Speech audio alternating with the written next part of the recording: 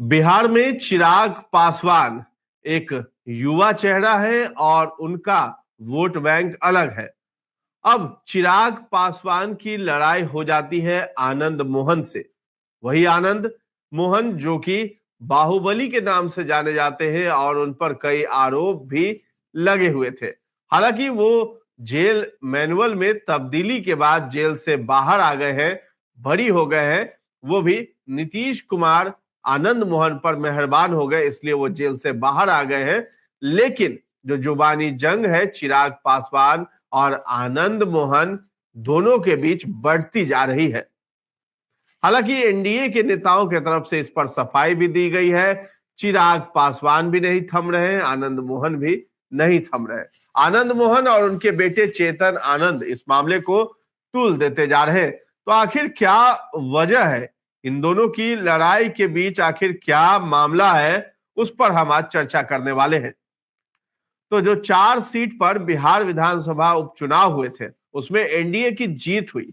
जीत से गठबंधन उत्साहित है, लेकिन इसके बाद बाहुबली नेता आनंद मोहन ने चिराग पासवान को लेकर एक बयान दिया।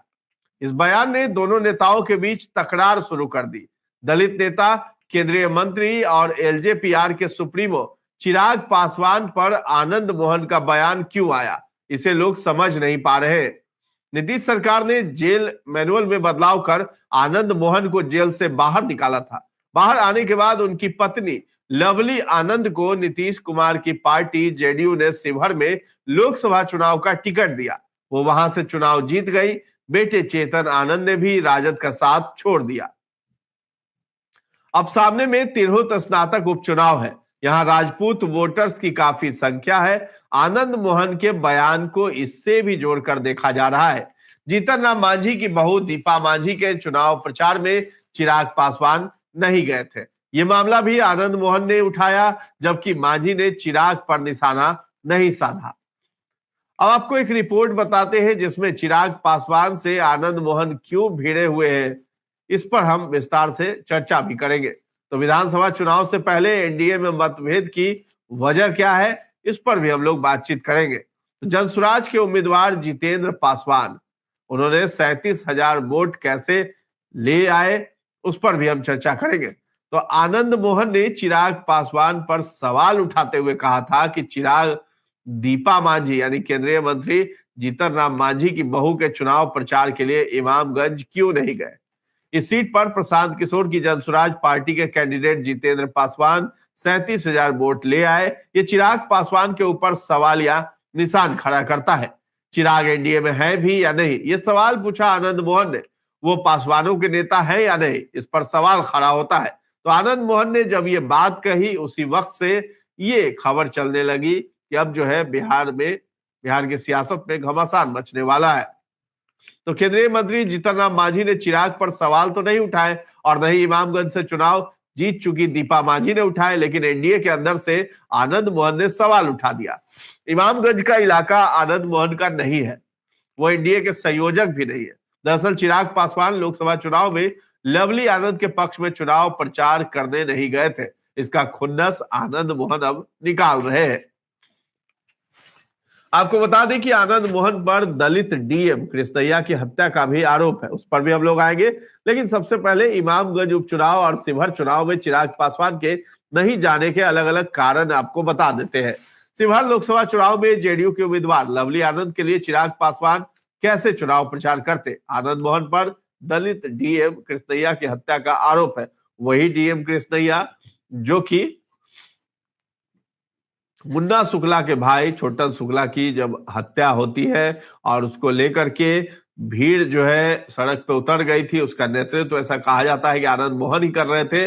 और तब जो है वहां से डीएम जी कृष्णैया की गाड़ी गुजर रही थी और आनंद मोहन ने ही भीड़ को उकसाया और डीएम कृष्णैया की वहां पे हत्या कर दी जाती है। ये आरोप जो है आनंद मोहन पर लगा हुआ है। तो इस आरोप में वो सजा काट कर बाहर आ चुके हैं।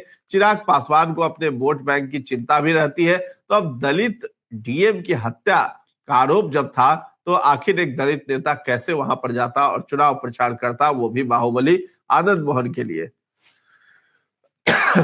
अब आते हैं कि लवली आनंद के लिए चुनाव प्रचार के लिए जाते तो मैसेज यही जाता कि आनंद मोहन के परिवार को जीत दिलाने गए हैं। दलितों के बड़े वोट बैंक पर बिहार भर में इसका असर पड़ता है। तो चिराग की पार्टी से 5 उम्मीदवार चुनाव लड़ रहे थे, इन सभी पर इसका असर पड़ता। एलजेपीआर के सभी 5 उम्मीदवार लोकसभा चुनाव जीत गए तो चिराग की रणनीति ठीक साबित हो गई।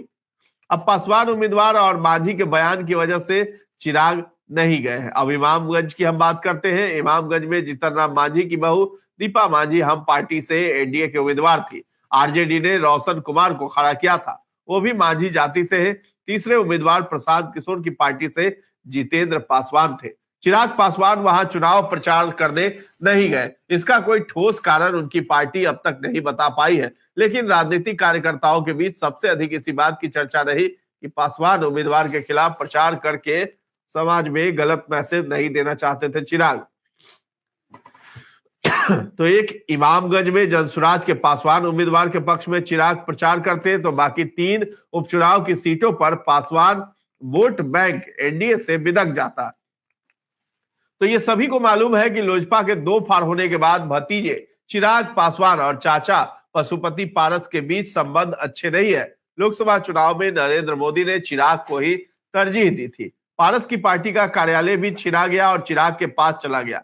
पारस हाजीपुर सीट से निर्दलीय लड़ने की साहस भी लोकसभा चुनाव में नहीं दिखा पाए थे। इसके बावजूद हम पार्टी सुप्रीमो जीतन राम मांझी ने बयान दिया था कि रामविलास पासवान के असली वारिस पशुपति पारस है। तो ऐसे में जीतन राम मांझी की बहू के लिए उपचुनाव में प्रचार करने चिराग पासवान जाते तो इस बयान को स्वीकारने जैसा होता। अब आनंद मोहन के बयान के पीछे तिरहुत स्नातक स्तरीय विधान परिषद का उपचुनाव भी शामिल हो सकता है।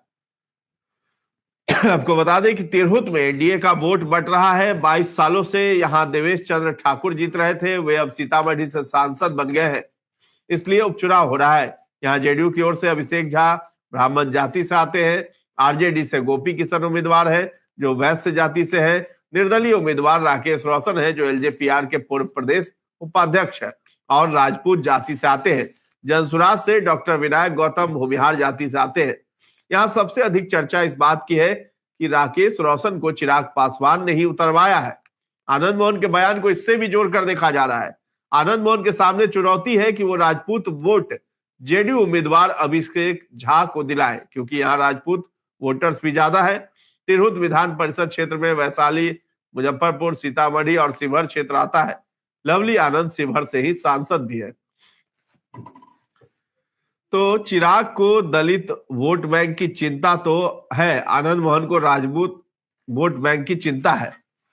चिराग पासवान दलितों के नेता हैं और दलित वोट बैंक की चिंता करते हैं। उसी तरह आनंद मोहन राजपूत वोट बैंक की चिंता खूब करते हैं। राज्यसभा में महिला आरक्षण बिल पर बोलते हुए मनोज झा ने ओम प्रकाश वाल्मीकि की कविता ठाकुर का कुआं का पाठ किया था। इस पर आनंद मोहन ने तीखे बयान भी दिए थे, जिसका लाभ शिवहर में लवली आनंद को मिला था।